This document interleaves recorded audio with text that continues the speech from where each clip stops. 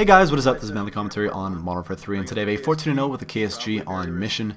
And this one is in 5 rounds, and this one was a gameplay I got in my most recent Modern Warfare 3 live session, and it was 5 rounds because we got ninja defused, or a teammate got ninja defused in round 3, even after I killed someone in round 2 that was trying to ninja defuse. So apparently they didn't pick up on the fact that a guy was trying to prone in the bushes there and get us.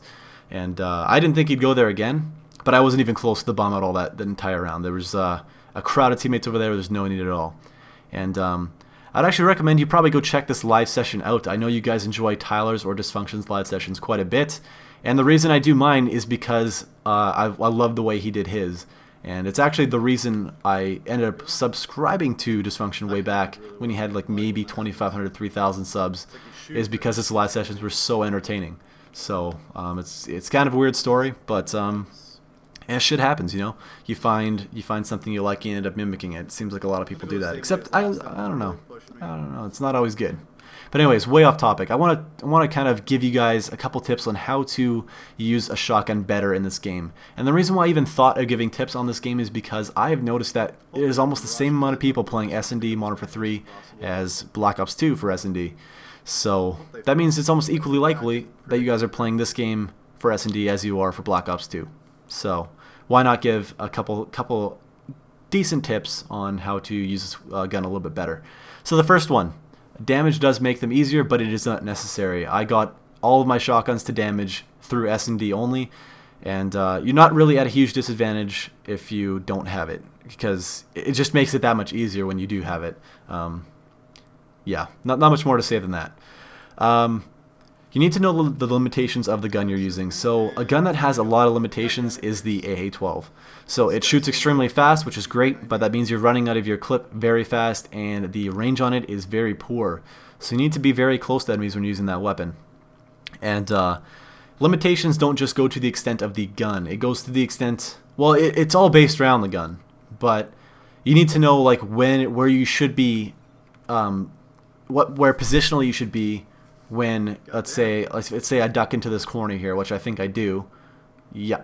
So I don't want to be in sight on my right side because I can't engage that person at a long distance. I want to be away from that. See, I'm kind of away from areas that I can get sniped off on and gun battles that I just can't approach at all. So that's knowing your limitations too. You got to position yourself in ways that don't screw yourself over. Always a good thing. There we got ninja defused. Wonderful. So another thing you guys should be doing when using pump actions is making sure you're close to some sort of cover, so once you shoot your first bullet, you have the opportunity to kind of duck behind cover, preserve your health and yourself, and you know, have the chance to kill another person. I got kind of lucky there that I landed both bullets, no hit markers, no issue. But it doesn't always happen that way, especially if you don't have damage. You're bound to get hit marker eventually. So make sure you guys do that. Keep cover close. And this one's going to seem really common sense, and you're going to hate that I'm telling you this, but make sure you hit center of mass as much as possible. I know you guys probably always try to do that, but don't be surprised that if when you graze an enemy that you just get a hit marker, because these shotguns can be quite finicky. They'd be quite sensitive. You need to make sure you're hitting the center of the target, and if you do, you're going to be rewarded. This one, kind of common sense as well, but make sure you're taking advantage of areas that have close quarters. So almost the entire map of mission is close quarters. The entire middle area where all these houses are is all close quarters stuff. So that entire area you can kind of wander around in and you know, feel quite comfortable. But you know, the moment and let's say if we're on defense right now, let's say if you're gonna try to move up as much as possible, I would end up stopping before you get in their spawn because that weapon doesn't stand a chance.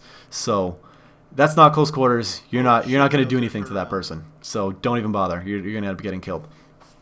And lastly, get in the enemy's face. And the best way to do that is by rushing. So make sure you're rushing with shotguns. And that seems common sense as well. But that wraps this one up, guys. I hope you all enjoyed it. Make sure to check out my channel if you haven't already. And like the video if you did.